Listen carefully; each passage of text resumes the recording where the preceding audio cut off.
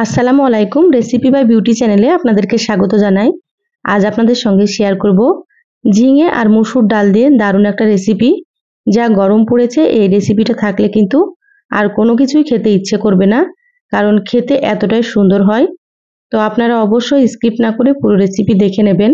আশা করছি খুবই ভালো লাগবে আপনাদেরকে রেসিপিটা। তো কথা না বাড়িয়ে রেসিপি শুরু করি। এখানে দেখুন আমি ঝিঙে কেটে নিয়েছি 500 গ্রাম মতো, আর এরকম একটু ছোট ছোট করে কেটে নিয়েছি। দেখে হয়তো বুঝতে পারছেন কিভাবে কেটেছি, আপনারা এইভাবে কেটে নেবেন। ঝিঙেগুলো খুব ভালোভাবে ধুয়ে পরিষ্কার করে পানিটাকে ঝরিয়ে নিয়েছি। আর এখানে আমি নিয়েছি 100 গ্রাম মতো মসুর ডাল। তো এখানে সবকিছু আমি আমার পরিমাণ মতোই নিয়েছি, আপনারা আপনাদের পরিমাণ মতো নিয়ে নেবেন। আর এখানে দেখুন নিয়েছি একটা ডিম। ডিম দিয়ে রেসিপিটা করব, ডিমটা আমি সাইডে রেখে দিচ্ছি। এবার গ্যাস অন করে কড়াই দিয়ে দিলাম, দিয়ে দিচ্ছি সর্ষের তেল। তো এখানে আমি 1 টেবিল চামচের থেকে একটু বেশি দিয়ে দিলাম সর্ষের তেল। তেলটা খুব ভালোভাবে গরম করে নিচ্ছি। তো এখানে আমি সর্ষের তেলে রান্না করছি, আপনারা চাইলে সয়াবিন তেল দিয়েও রান্না করতে পারেন। তেলটা হালকা গরম হলে এখানে দিয়ে দিলাম পেঁয়াজ কুচি। তো এখানে মিডিয়াম সাইজের একটা পেঁয়াজ লম্বা লম্বা করে কুচি করে নিয়েছি। এবার পেঁয়াজগুলো হালকা করে ভেজে নেব। পেঁয়াজগুলো খুব বেশি ভাজা যাবে না, হালকা করে ভেজে নিতে হবে। পেঁয়াজগুলো ভাজা হয়ে গিয়েছে, এবার এখানে দিয়ে দিচ্ছি হাফ চা চামচ আদা বাটা, আর দিয়ে দিচ্ছি হাফ চা চামচ রসুন বাটা। এখানে কিন্তু আদা রসুনের পরিমাণ খুব বেশি দেওয়া যাবে না, অল্প করেই দিয়ে দিতে হবে।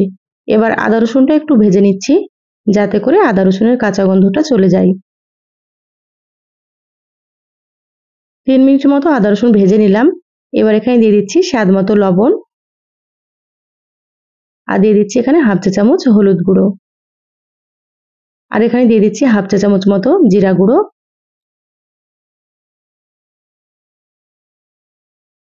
এখানে আমি আর কোনো রকম মশলা দিচ্ছি না। এবার খুব ভালোভাবে মশলাটাকে মিশিয়ে নিচ্ছি। এ পর্যায়ে গ্যাসের আঁচটা মিডিয়ামে রেখেছি। গ্যাসের আঁচ বাড়ানো যাবে না, তাহলে মশলাগুলো কিন্তু পুড়ে যাবে।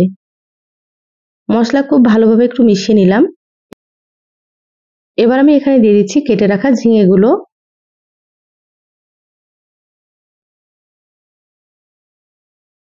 সম্পূর্ণ ঝিঙেগুলো দিয়ে দিলাম।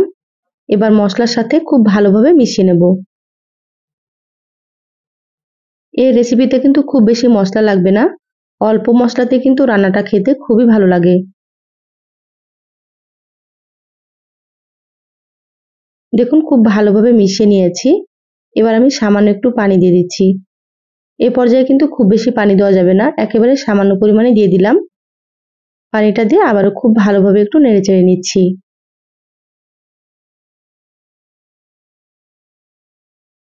এবার ঢাকা দিয়ে 5 মিনিট রান্না করে নেব। 5 মিনিট পরে আপনাদেরকে দেখাচ্ছি। দেখুন 5 মিনিট হয়ে গিয়েছে, ঢাকাটা খুলে নিলাম। এবার ঝিঙেগুলো খুব ভালোভাবে আবারও নেড়েচেড়ে নিতে হবে। এভাবে সামান্য একটু পানি দিয়ে কষিয়ে নিতে হবে, তাহলে খেতে খুবই ভালো লাগবে। এবার আমি এখানে দিয়ে দিচ্ছি ধুয়ে রাখা মসুর ডাল। মসুর ডালগুলো কয়েকবার পানি পাল্টে খুব ভালোভাবে ধুয়ে নিয়েছি। সম্পূর্ণ মসুর ডালগুলো দিয়ে দিলাম। এবার একসাথে খুব ভালোভাবে কষিয়ে নেব। এইভাবে সুন্দর করে একটু কষিয়ে নিতে হবে, তাতে করে রান্নাটা খেতে অনেক বেশি ভালো লাগবে। তো যারা ভিডিওটি ইউটিউব চ্যানেল থেকে নতুন দেখছেন, প্লিজ চ্যানেলটা সাবস্ক্রাইব করে চ্যানেলের সাথেই থাকবেন। যারা ফেসবুক পেজ থেকে ভিডিওটি দেখছেন, একটা লাইক দিয়ে পেজটা ফলো করে রাখবেন পরবর্তী ভিডিও নোটিফিকেশন পাওয়ার জন্য। মসুর ডাল আর ঝিঙেগুলো খুব ভালোভাবে কষিয়ে নিয়েছি। এবার আমি এখানে দিয়ে দিচ্ছি পরিমাণ মতো পানি। তো এখানে অবশ্যই কিন্তু পানির পরিমাণ বেশি দিতে হবে, কারণ এই রান্নাটা খুব বেশি ঘন হবে না, পাতলা করে রান্না করে নিতে হবে। তো এখানে আমি 4 কাপের থেকে একটু বেশি পানি দিয়ে দিলাম, খুব ভালোভাবে মিশিয়ে নিলাম। এবার এখানে দিয়ে দিচ্ছি 4-5টা মতো চেরা কাঁচামরিচ। তা আপনারা যেমন ঝাল খাবেন সেভাবে করে মরিচটা দিয়ে দেবেন।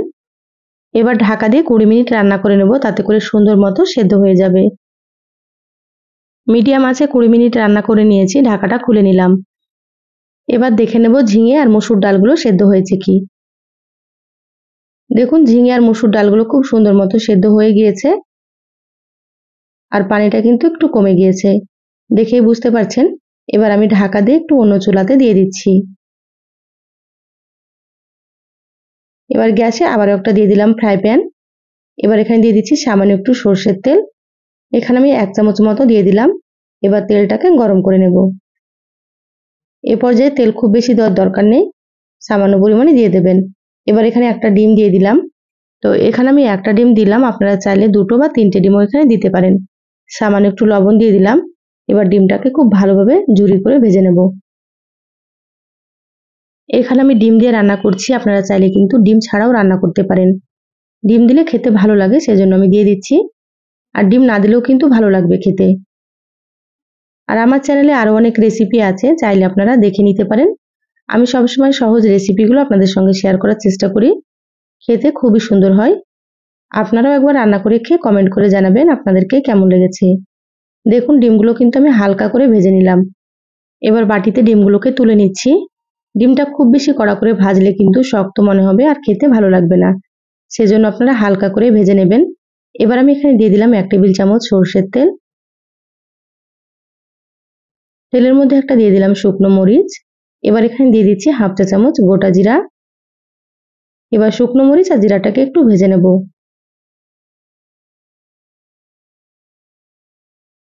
দেখুন জিরা আর শুকনো মরিচ ভেজে নিয়েছি। এবার এখানে দিয়ে দিচ্ছি রসুন কুচি। তো এখানে আমি কয়েক কোয়া রসুন কুচি করে নিয়েছিলাম। এবার রসুনটা দিয়ে আবারও খুব ভালোভাবে একটু ভেজে নিতে হবে। দেখুন রসুন কুচিগুলো হালকা করে ভেজে নিয়েছি। এবার এখানে দিয়ে দিচ্ছি ছোট সাইজের একটা পেঁয়াজ কুচি। এবার পেঁয়াজগুলো দিয়ে খুব ভালোভাবে লালচে করে ভেজে নেব।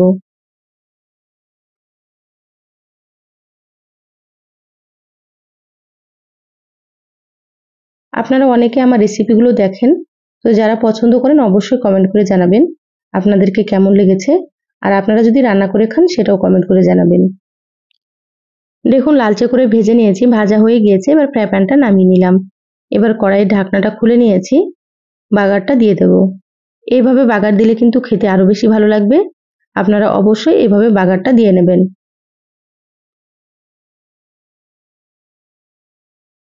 এবার এখানে ভেজে রাখা ডিম দিয়ে দিচ্ছি। একসাথে খুব ভালোভাবে মিশিয়ে নেব নেড়েচেড়ে। এরকম কিন্তু পাতলা করে রান্না করে নিতে হবে, এর থেকে ঘন করা যাবে না। যা গরম পড়েছে এইভাবে রান্না করলে কিন্তু খেতে খুবই সুন্দর হবে। তো এখানে লবণটা একটু কম ছিল, সেজন্য আবারও একটু লবণ দিয়ে দিলাম।